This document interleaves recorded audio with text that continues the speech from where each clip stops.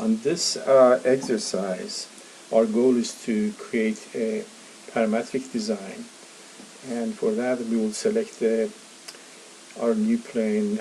Of course, units always we have to select, and then after that we need to select our sketch plane, as always we do, in this case XY plane. Start the line tool, and we create that vertical line. And what we are trying to do here, we're trying to make something shaped similar to that handout sheet that you have. This is a type of the truss. We try to get closest possible to the shape, and we are not concerned about the exact sizes at this point.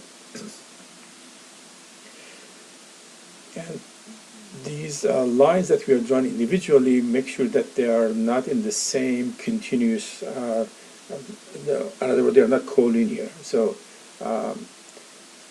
we have individually each line separately for each member. So you don't want to create one piece line.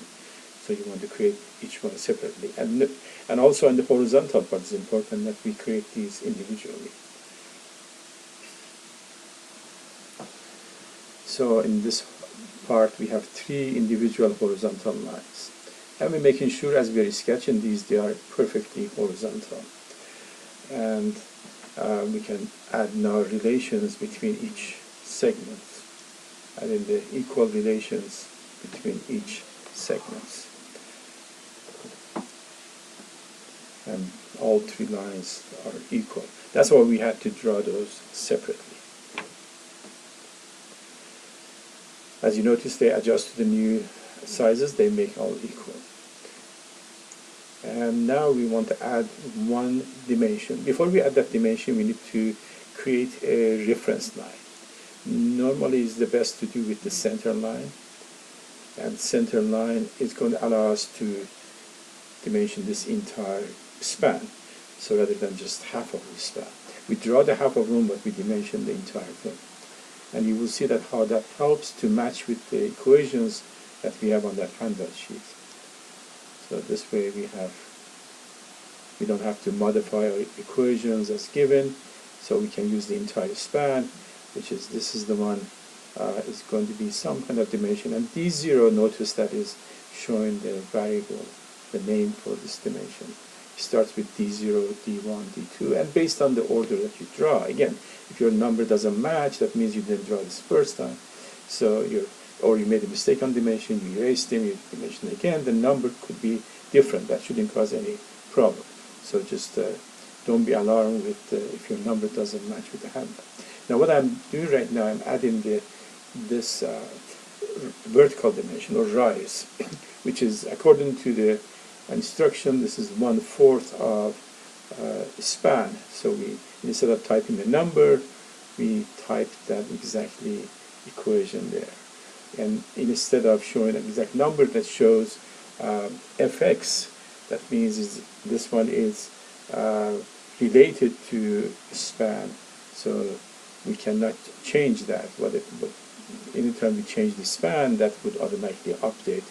Well, this is going to be 1/4 of that 6. And the same thing we do other vertical members.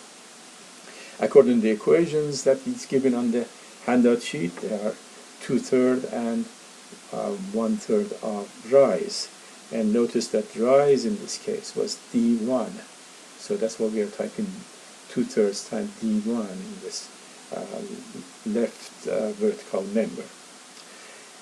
And next step is to add these diagonal members. We make sure that we complete all the members, and we make sure that all constrained. That's important, that all constrained, because this is the design intent, is that in the future we use different span, and this truss maintains its shape, exactly the same form, the same shape, but different size. And all these members will be proportional to the span. And that's our goal. At this point we are using the 2D mirror and selecting all the members. So we don't have to repeat the entire thing. That's not the efficient way to work. So we want to and also it's faster to constrain. So if we use the mirror command, that's what we are selecting all of them. Make sure all the members are selected.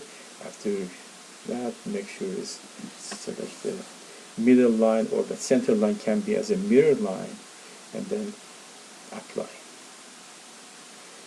And we forgot to select one, and then apply after you make sure that all the members are selected.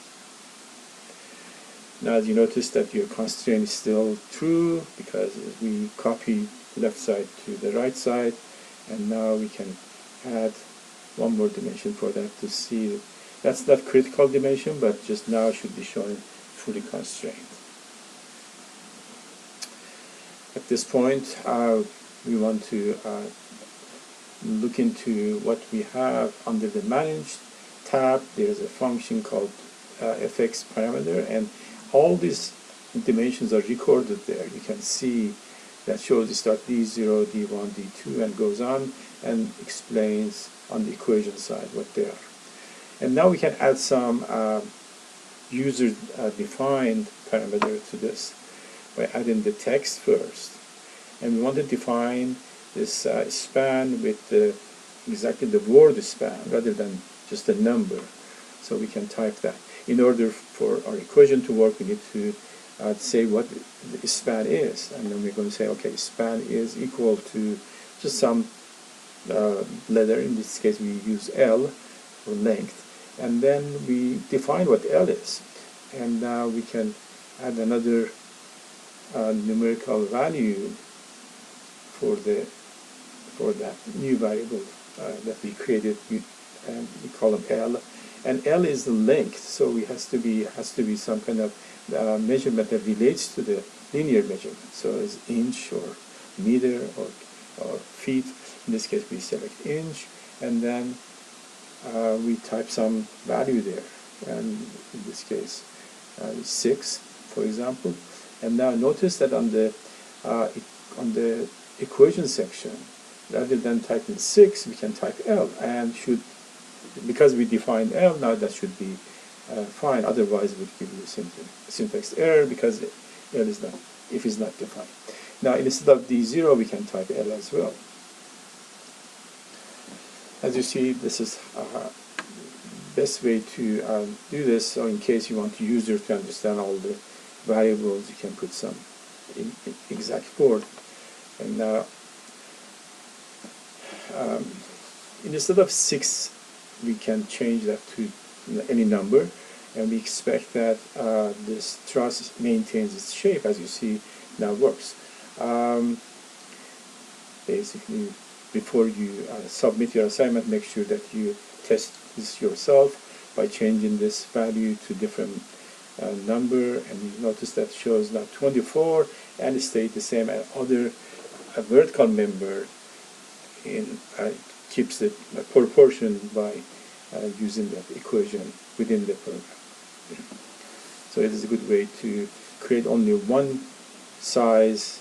Then you can change the change the dimension, and that shape maintains the same and behaves the same way and keeps proportion. After you finish this, and make sure you save your work and submit on the canvas.